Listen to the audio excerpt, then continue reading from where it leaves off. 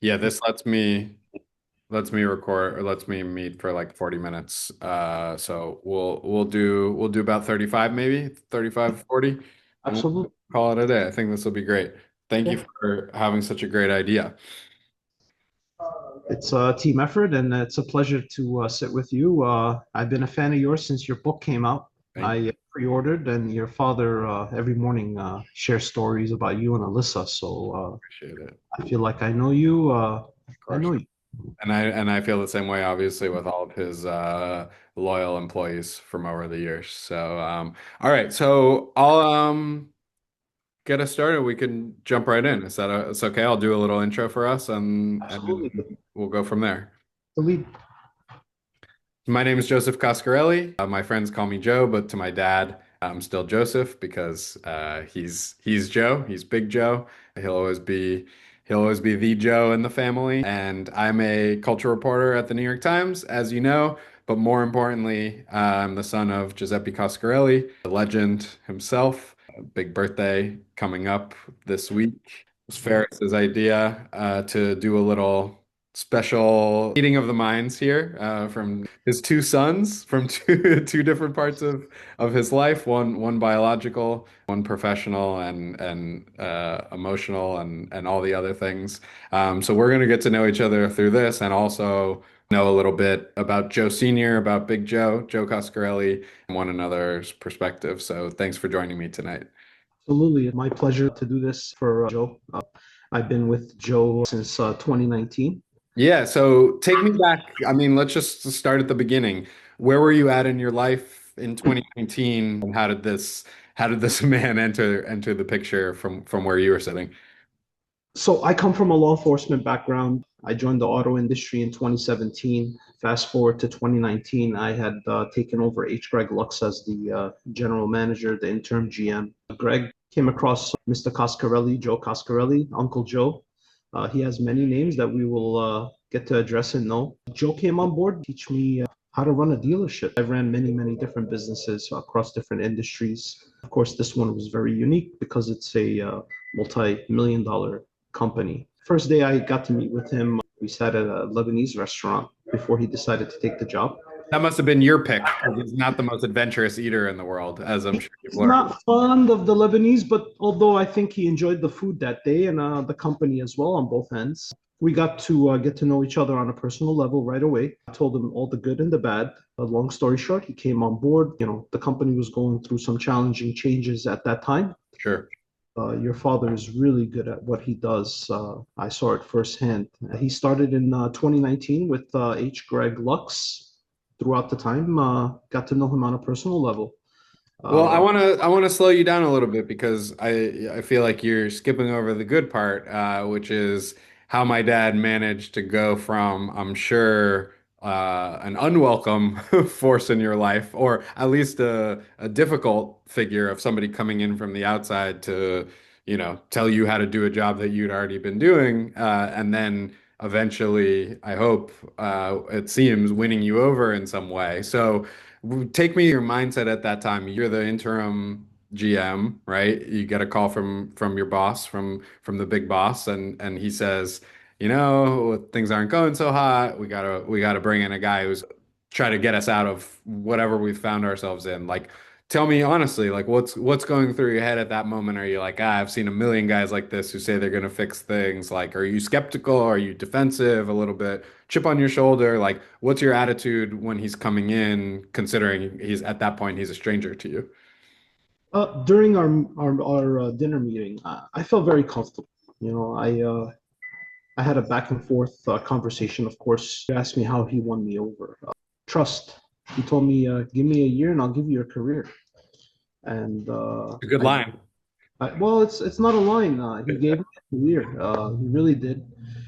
He came in to teach me the fixed ops, the back of the house, and of course to polish me up.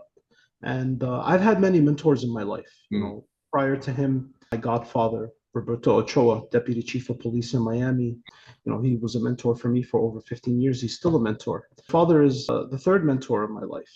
And as a human, as a person myself, I know when I see a mentor and when to submit. And I submitted to your father. And what I mean by submit is gave him full reins. He's been very supportive in my career as well as my personal life. His door was always open. He always gave me guidance as an uncle, as a father figure, Sure.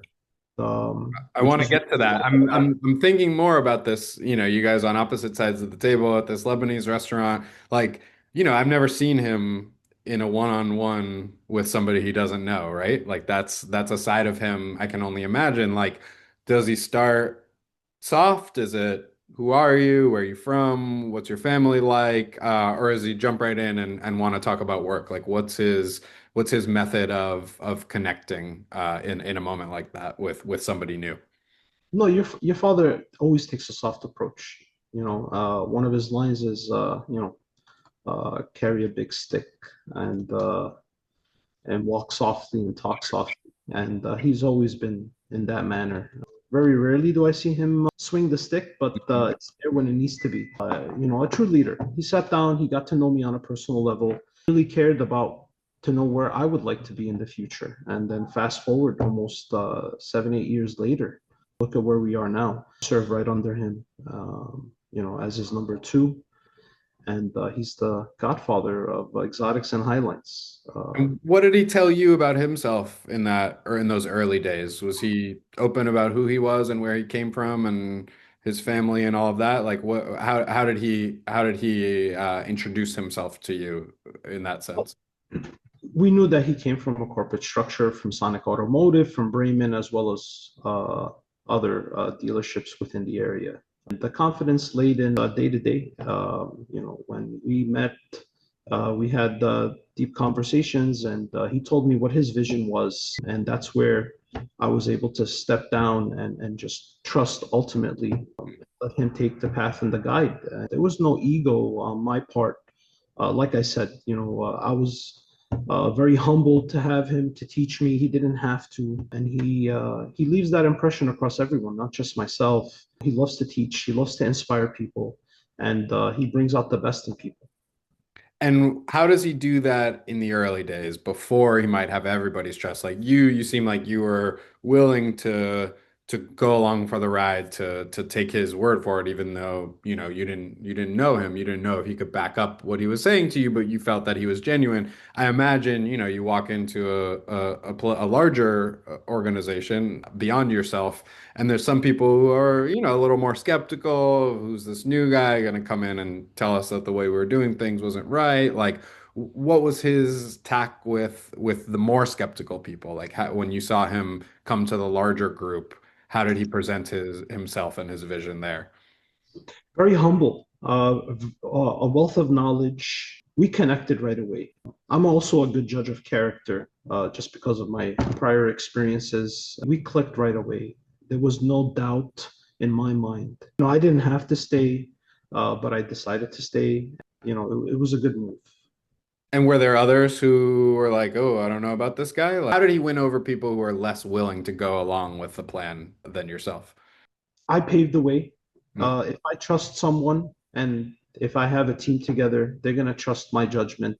And they trusted my judgment. But with time, he proved himself, not that he had to. And he has a network of people. Within a short period of time, he pulled out his Rolodeck, and people were coming from all across the country to come for work for Joe Coscarelli.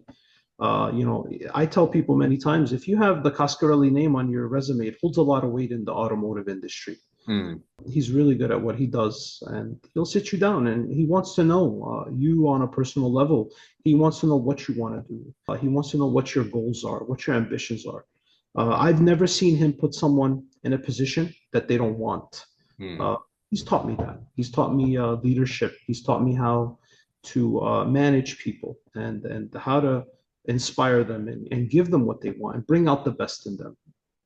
You mentioned this idea of him sort of, putting up the bat signal and then people come to him like, that's always been one of the parts of my father that I'm the most proud of and the most that I want to emulate the most, which is his loyalty to people, which in turn is loyalty, it gets loyalty from them. I think of guys like Bobby, Zarbalis, Yes. who I've known since I was younger than your children, you know. Go down the list of names of these guys who have followed him dealership to dealership, city to city, state to state, sometimes not ending up in places no one wants to be, like my dad included, right? But they're willing to